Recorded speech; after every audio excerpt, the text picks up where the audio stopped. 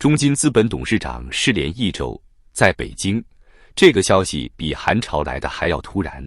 那个管理着超4500亿资产、站在中国金融金字塔顶端的人，居然凭空消失，电话不通，微信不回，官网删名。所有人都明白，这不是度假，也不是辞职，这意味着又一个权贵出事了。短短3个月，中金资本已有4位高层被查、被带走、被失联。一个号称贵族投行的顶级机构，正在被一场无声的金融地震掀翻。连中金自己的人都在暗暗说，这轮反腐风暴比2008年金融危机更可怕。就在10月30日深夜，财新网一篇短短数百字的报道，让整个中国资本圈炸了锅。文章披露，中金资本现任董事长单俊宝已失联超过1周，电话不接，短信不回，微信也红色叹号，人不见了。这是知情人对媒体说的唯一一句话。在金融系统，这样的句子几乎意味着一件事：有人被带走了。11月1日，红星新闻再次求证，记者拨打中金资本的总机，接线员一句“我们不清楚”，让气氛更诡异。随后，记者实名转接至单俊宝本人，电话无人接听。而就在2个月前，单俊宝还出现在2025第6届中国母基金峰会上，西装笔挺，言辞从容，谈中国资本市场的长周期。如今，他的照片被官网悄悄撤下，连名字也不复存在。这位掌管着4500亿资产的男人，从业24年。他曾是中金的老黄牛，也是权贵们的理财师。复旦毕业，仕途顺滑，从中金上海分公司干到投资银行部董事总经理，再到中金资本董事长。在中金的世界里，单俊宝被称为稳健派，低调，不张扬，不爱抛头露面。但在如今的中国金融圈，低调已不再是护身符。早在2025年8月，中金资本的元老丁伟、原总裁肖峰、运营管理委员会委员安元先后出事。当时内部还在安慰没关系，单总没事。没想到仅仅2个月后，单俊宝也被卷了进去。财新报道称，单俊宝此前已基本退休，只是名义上还挂着董事长头衔。但一位接近中金的人士透露，他知道太多了。他亲手打造了中金直投体系，也亲眼看着权贵资本如何在这个庞大的机器里循环、分配、吞噬。如今他的失联像是拉开了一场更大的风暴序幕。要知道，中金资本不是普通公司。截至2024年9月，中金资本管理资产超5600亿元，投资近1500个项目，拥有390只子基金。这些基金背后链接的是中国最隐秘的金线——国企资本、地方政府引导基金、红色家族的股权版图。一个中金资本就是一个缩影，映射出整个中国金融系统的复杂纠葛。据《金融时报》报道，中金公司内部素有权贵俱乐部之称，它的创始人是王岐山亲手搭建的。上世纪90年代，王岐山还只是建设银行行长，朱镕基拍板让他推动与摩根士丹利合作，诞生了中国第一家合资投行中金公司。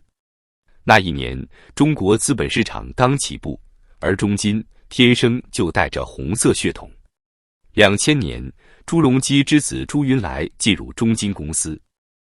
2025年，《金融时报》再次披露，被查的前证监会主席易会满之子易晨阳也在中金工作。据称，他是丁伟案中的关键人物之一。换句话说，中金的办公室不只是交易员的战场，更是中国权贵的财富中转站。如今，这个金字塔正在塌。丁伟被查，萧峰落马，安元失联，再加上单俊宝一手打造中金资本的初代班底已全军覆没。一个接一个的名字从官网消失，从微信群消失，从现实中消失。内部员工开始传言，有人还没走，但已经打包了。甚至有消息说，北京有几家与中金合作的政府基金也暂停拨款，整个链条正在收缩。一位金融分析师在社交媒体写道：“中国的金融系统正在经历一场有史以来最彻底的洗牌，中金的崩塌只是开始。”他的话并非危言耸听。从2024年底起，金融反腐就如火如荼。短短1年内，已有超过80名金融系统高官落马，其中包括银行董事长、证监会官员、保险集团副总裁等。中纪委的通报中反复出现2个词：严重违纪、利益输送。表面看，这是一场整顿，但背后是一场权力的重组，是一场金融系统的自我清洗。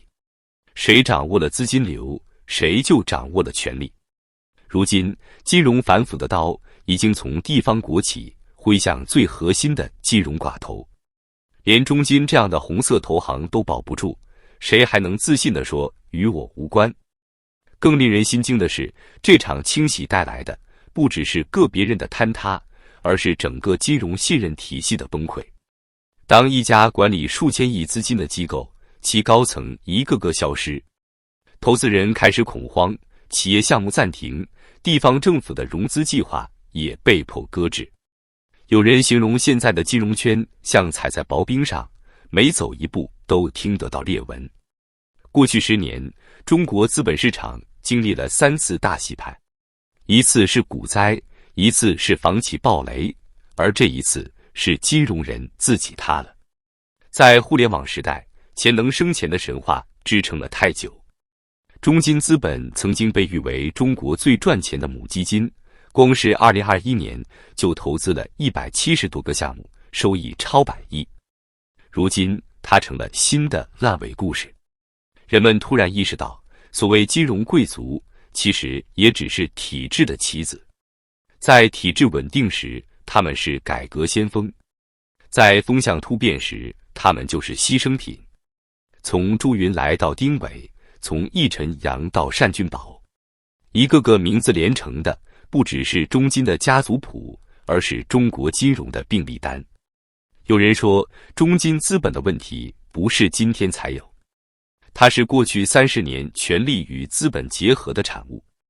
当资本与权力搅在一起，钱不再是投资的工具，而是忠诚的证明。谁得宠，资金流向谁，谁失势，资产立刻冻结。单俊宝的消失，不过是这场巨大机器崩塌的又一次预警。而更可怕的是，这场金融风暴才刚刚开始。事实上，从2023年以来，中国金融业的反腐已经不是风暴，而是地震。中纪委官网数据显示，仅在2024年全年就有超过170名金融系统高管被查，其中包括国家开发银行原副行长王建平、中国银行原副行长林景珍、中国信保原董事长冯香平，以及刚在今年9月落马的前证监会主席易会满。这些人代表着中国金融体系的各个层级，银行、保险、证券、信托。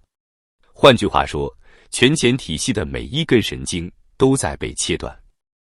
而中金系的震荡更像是一根主干断裂的信号，因为它是太多权贵财富的载体，是无数地方项目的融资平台，是几代太子党的聚集地。它的崩塌就像拔掉了一根贯穿政商之间的动脉。更让人毛骨悚然的是金融圈内部弥漫的逃离气氛。北京金融界的猎头说，最近1个月找国外岗位的高管简历翻了5倍。有人偷偷申请香港签证，有人把家人送去新加坡。他们嘴上说是孩子教育，心里都明白是在为未来做准备。因为这场风暴，没人知道下一颗炸弹会在哪爆。你今天还在办公室谈基金配置，明天可能就被纪委的人从会议室带走，连电脑都来不及关。金融人笑称自己是新时代的矿工，每天都在挖钱，也每天都可能被埋。而官方给出的解释，永远是那句清除金融领域的腐败毒瘤。但民间的声音更直白，这是一次权力的再分配。过去10年，中国经济增长乏力，房地产暴雷，外资撤离，财政吃紧，而金融系统成了最后的利润池。当钱越来越少，权越来越紧，斗争也越来越激烈，反腐成了新一轮博弈的工具。有人倒下，不只是因为贪，而是因为站错了队。中国金融反腐的最大特征是政治逻辑凌驾于经济逻辑之上。一场反腐运动往往伴随着一次资本洗牌，这不只是反腐，而是重启。一个昔日的红色投行，如今变成灰色禁区。无数曾经在他门口排队求职的年轻人，如今在社交平台上写下庆幸没进中金。那是一种时代的荒凉。当最顶层的人都不安全，底层的人更无处可逃。当权力与资本的枷锁越勒越紧，中国的未来不是复苏，而是漫长的寒冬。